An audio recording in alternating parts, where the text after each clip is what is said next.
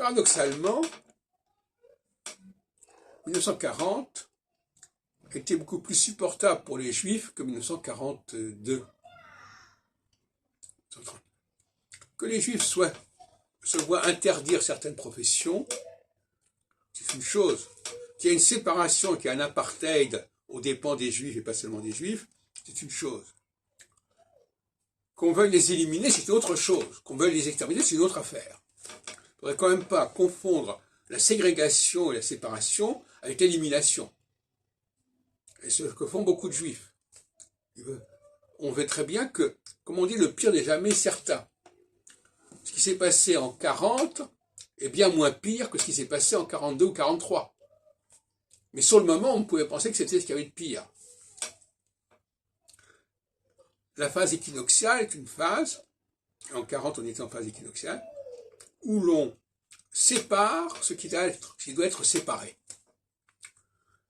Chacun doit être dans son réseau, dans son système. En revanche, la phase solsticiale, une phase qui refuse la séparation. Qui refuse la séparation au nom de l'unité globale. Mais c'est là que les Juifs sont en danger. Pourquoi est-ce que les nazis parlent de solution pour les Juifs? Parce qu'ils ne supportent pas que les Juifs résistent à cette unification, à cette unité. Et les Juifs eux-mêmes avaient tout à fait intérêt à accepter cette séparation.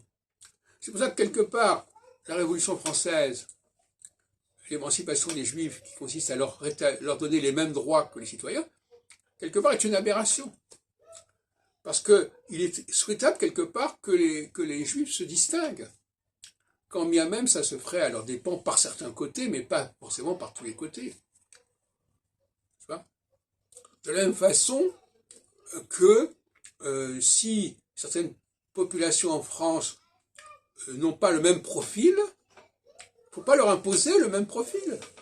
Au contraire, en se distinguant, on ne les confond pas, et parfois c'est mieux de ne pas confondre, parce que la confusion c'est le syncrétisme.